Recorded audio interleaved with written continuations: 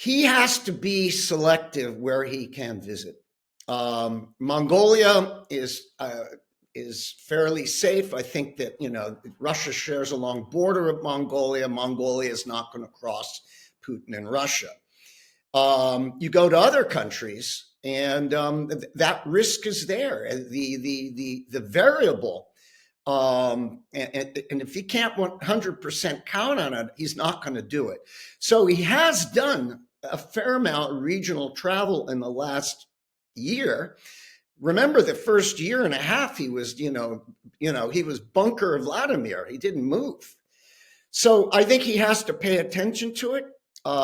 It's real, and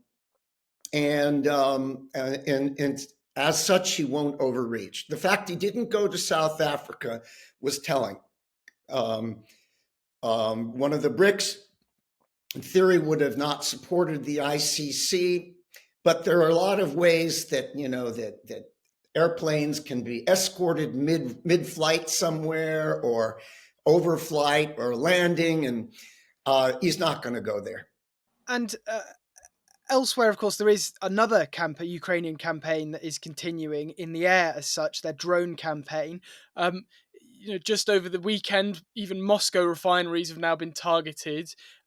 Is that more damaging for the Russians, economically or politically? Oh, it's politically.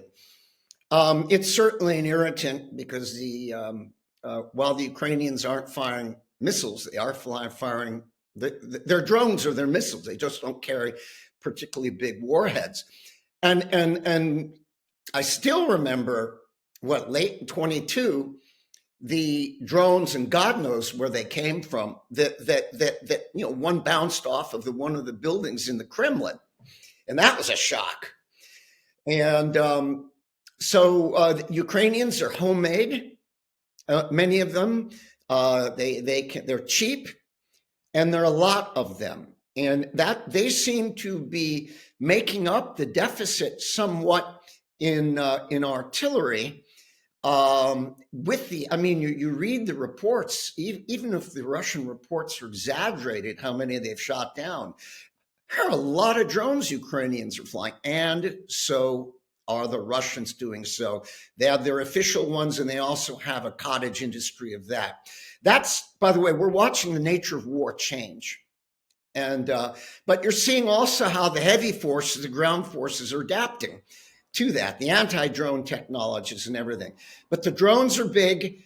The cruise missiles, the Ukrainians with little time can handle them. They're relatively slow, but they're shape changers. They can go different directions. The short-range ballistic missiles, the Iskander types, are much faster, fired straight to target, and that's a harder burden for Ukrainians. Their missiles, and at that point, they're missiles like Patriot and things like that, which they always need more of. I think they're going in for another set from Europe, but it's coin of the realm. This is what concerns me, is just think back the last few months. How much expenditure in ammunition, in shells, in air defense rounds and missiles are being expended, even with all the reinforcements of the last early summer. So I've got to believe that there's an urgent call to get stockpiles replenished, and that can, as we saw last year, make a defense very, very difficult. And you mentioned, the imbalance with missiles in a way, and the strike capabilities. Ukraine obviously is pushing to go further and use US long-range missiles to strike into Russia. They argue certainly that their incursion into Kursk has proven that Russia either can't or won't respond seriously to these attacks because of the Kursk incursion. But do you think the US is right to be more hesitant? Is there something more that Putin could retaliate with here? Yeah, let me get to that. I want to say one thing about the missiles and the right to do so. How how can the Russians call the Ukrainian attack incursion into Kursk as a provocation? A provocation. What has been the last 2.5 years using those standards of merciless Russian fighting in Ukraine? Awful word. It's a provocation. Now the U.S. I think has been very careful, sometimes too careful.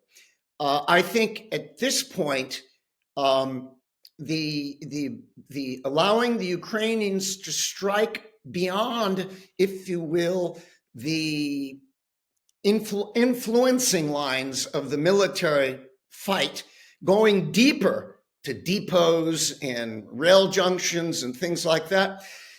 I think the Russians have earned that. And then again, how dare the Russians say it's again a provocation or war crime when they're doing it across the breadth of of Ukraine, all the cities. Uh, Poland had to scrambled some fighters yesterday. Yes, there are always threats, but Russians, playing that nuclear poker, that nuclear extortion, is sounding like an increasingly tired theme. Remember, the Chinese and other countries of that girth are supporting Russia, but does not want Moscow to use nukes. So there's a lot going in on it. It's a very, very dangerous bluff Putin is using, and we have to take it seriously. Because if we were to get it wrong, it's the end of the world as we know it, basically. Saying that, we can't allow that Russian perception of our perception to govern our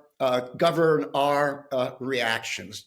Thank you for watching Frontline on Times Radio. For more on the war in Ukraine and other stories, you can subscribe to our YouTube channel, download the Times Radio app and listen live to the latest stories, or read more on thetimes.com. Goodbye.